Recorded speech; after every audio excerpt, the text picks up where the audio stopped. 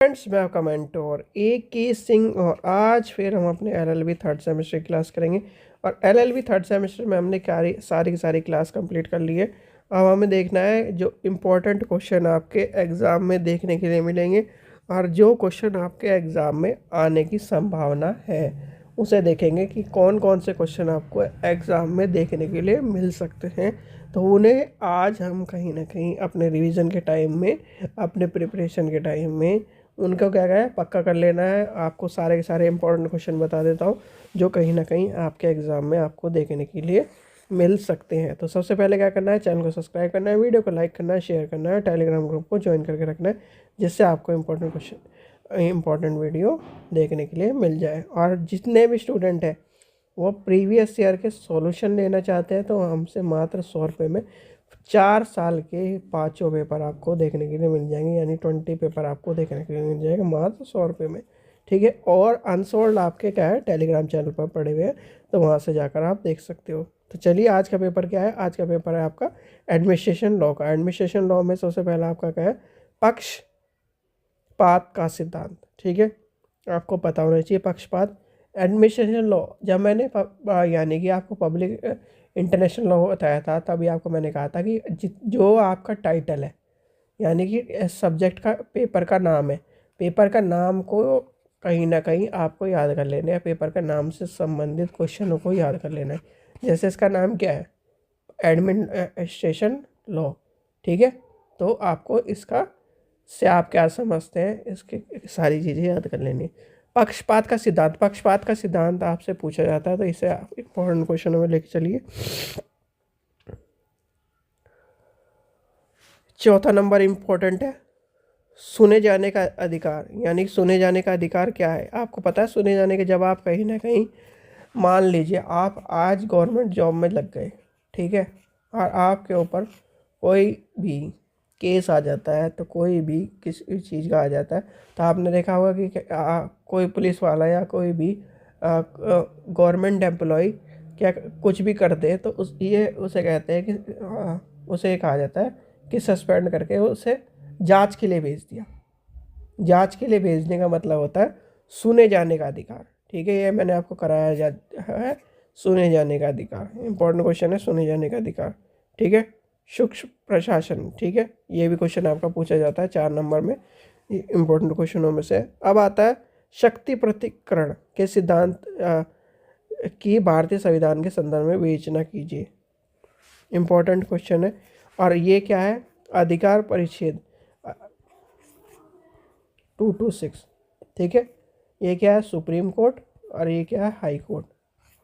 दोनों मैंने डेटा, ये क्या है आपकी अधिकार परिषद रिट के दायरे में आती है। अधिकार परिषद क्या है, अधिकारों के बारे में बताता है और किस तरह से अधिकार अपने दायरे में लाने की बात करता है। फिर आता है न्याय एक कल्प कार्य पर एक निबंध लिखिए। इसमें कहीं ना कहीं इसके प्रकार और सारी चीज़ें पूछी जाती है, जो कि आपका अच्छा यहाँ पर आपका क्या आ जाता है, आप कहोगे ये क्वेश्चन इंपॉर्टेंट है, इंपॉर्टेंट जरूर है, पर इसमें आपको सारी चीज़ें लिखनी पड़ेंगी।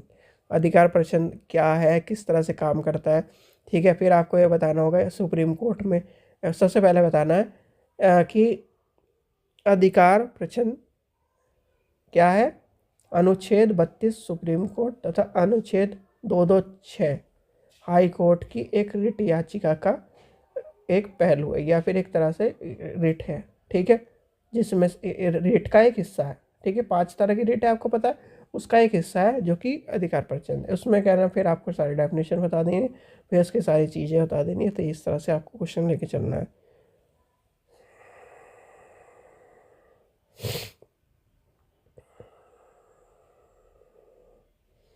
कॉन्स्टिट्यूशनल विधि, ये क्वेश्चन इंपॉर्टेंट है, यानी कि संवैधानिक विधि और प्रशासनिक विधि। प्रशासनिक विधि से आप क्या समझते हैं, ये भी आपको पता होना चाहिए, यानी कि यहाँ से आपका सारा क्वेश्चन कंप्लीट हो जाएगा। फिर आपका आ जाएगा लोकपाल। लोकपाल का एक क्वेश्चन याद करके जाना, मोस्ट इंपॉर्टेंट क्वेश्चनों में से।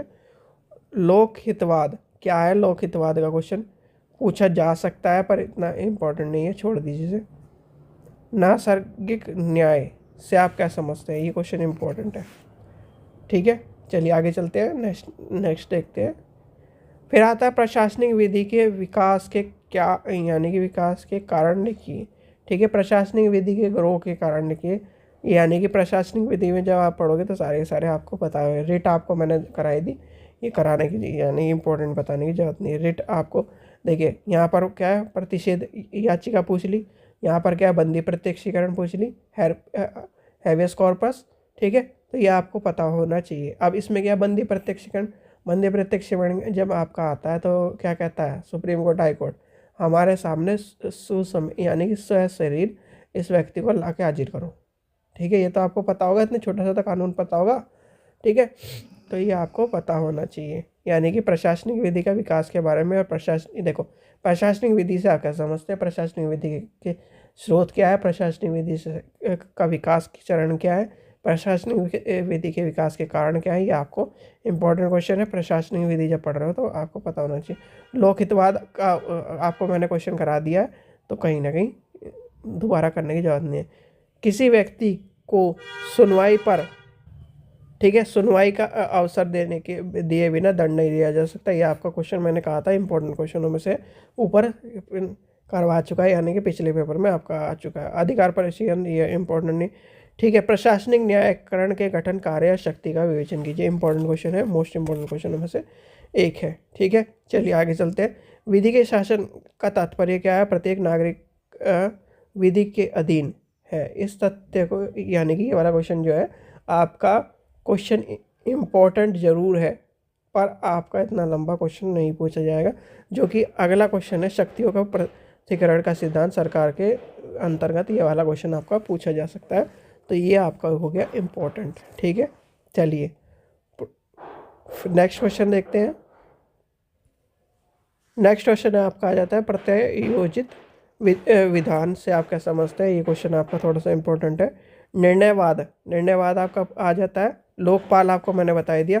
लोकपाल में एक क्वेश्चन जरूर करके जाना, लोकपाल का शक्ति हो गई, कार्य हो गए, भूमिका होगी, इसके बारे में और इसकी आलोचना, ये आपका पूरा पूरा क्वेश्चन आपका कवर कर देगा सारों के सारों। लोकपाल आना है, पब्लिक एडमिनिस्ट्रेशन आना है, सॉरी एडमिनिस्ट्रेशन आना है, यानी कि आपको एडमिनिस्ट्रेशन की संविधान में उसका क्या रोल है, किस तरह से आया, ये सब चीज़ें आपको पता होनी चाहिए, ठीक है। तो ये आपका हो गया। चलिए नेक्स्ट चलते हैं।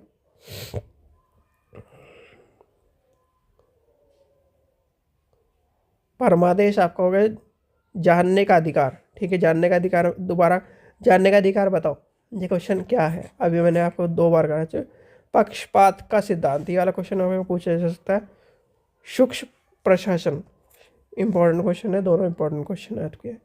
कोई भी व्यक्ति अपने वाद को न्यायाधीश नहीं हो सकता, यानी कि अपना खुद का वाद जो होता है उसके लिए न्यायाधीश नहीं बन सकता। ये वाला क्वेश्चन इंपॉर्टेंट है, यानी कि कोई भी व्यक्ति अपने वाद में न्यायाधीश नहीं बन सकता कि मैंने नहीं किया, ठीक है। ये आपका आ जाता है। प्रशासनिक कर्तव्य पर एक टिप्पणी लिखी, यानी कि एडमिनिस्ट्रेटिव एक्शन के ऊपर आपको नोट लिखना है, उसके कारण बताने, सारी सारी चीज़ें। केंद्रीय सतर्कता आयोग इंपॉर्टेंट क्वेश्चन है, ये आना ही आना है। ज़्यादातर इस तरह क्वेश्चन आपको देखने के लिए मिलते हैं। ये आपको मैंने करा दिया, ठीक है।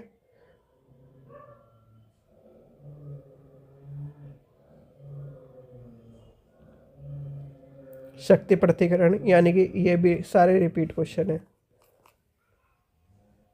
लोकहित, चलिए आगे चलते हैं। रिपीट रिपीट रिपीट, जांच आयोग, रिपीट, ठीक है।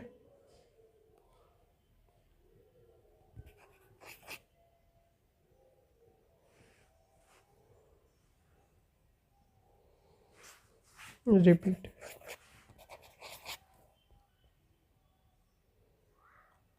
ये देखिए प्रशासनिक विधि है आपका। तो इसमें मैक्सिमम मान के चलिए जितने भी सारे क्वेश्चन हैं वो सारे के सारे आपके रिपीट हो रहे हैं। तो आपको सारे के सारे जो इम्पोर्टेंट क्वेश्चन है वो याद कर लेने। ये वाला क्वेश्चन इम्पोर्टेंट है, ओम्बस,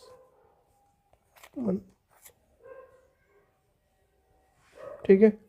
एक क्वेश्चन आपका नेचुरल जस्टिस, ये याद कर लेना। ये यानी कि सारे क्वेश्चन आपके हो गए कंप्लीट, जो कि इम्पोर्टेंट है सारे के सारे। और तो सारे रिपीट ही आ रहे हैं। तो ये आपके कहीं ना कहीं जितने भी आपके बताए हैं सारे क्वेश्चन करके जाने। कहीं ना कहीं जो क्वेश्चन छोड़ने के लिए कहा है उन्हें छोड़ देना, जो कि इम्पोर्टेंट है, जैसे कि ये क्वेश्चन है, ठीक है। ये आपका क्वेश्चन इंपॉर्टेंट तो है, पर इतना क्वेश्चन पूछा नहीं जाता। जो इंपॉर्टेंट क्वेश्चन है वो सारे के सारे आपके सामने आपका है। सतर्कता आयोग यानी केंद्रीय सतर्कता आयोग का पूछा जा सकता है, जो कि इंपॉर्टेंट क्वेश्चनों में से एक बनता है, ठीक है बच्चों। आज जितने क्वेश्चन इंपॉर्टेंट है वो सारे के सारे आपको कराए हैं, और याद करके जाना, कम से कम 5-6 बार रट लो, और इधर उधर चीज़ों पर ध्यान मत देना, अपने पेपर पर ध्यान देना। पर्ची वर्ची की कोई भी यानी अनफेयर आइटम का यूज़ मत करना, जिससे कहीं ना कहीं आपके साथ UFM या फिर कोई ना कोई उचित कार्रवाई करी जाए यूनिवर्सिटी की तरफ से। अपना पेपर करो, और अपने यानी कि इस तरह के ट्रैक रिकॉर्ड को मत बनाओ। आप एज ए लॉयर फील्ड में हो, तो यानी कि जब लॉ फील्ड में होंगे तो कहीं ना कहीं अगर आप ही इस तरह काम करोगे तो फिर आगे क्या होगा, ठीक है। तो आपको क्या करना है, अपना याद करो और अपना पेपर दो, ठीक है बच्चों। अगर किसी का भी एडमिट कार्ड या किसी चीज़ की परेशानी है, किस चीज़ का कुछ हो रहा है, तो आप कमेंट कर सकते हो, पूछ सकते हो, ठीक है बच्चों। चलिए, और थोड़ा सा अपना ध्यान रखिए, जिस सर्दियों का टाइम चल रहा है थोड़ा सा, जिससे कि कहीं ना कहीं जुकाम खांसी ना हो और तबीयत ख़राब ना हो, एग्ज़ाम आप आराम से दे सको, ठीक है बच्चों। चलिए, आशा करता हूँ आपको वीडियो पसंद है। वीडियो पसंद है तो लाइक करिए, चैनल को सब्सक्राइब करें, वीडियो ज़्यादा से ज़्यादा शेयर करें। Thank you.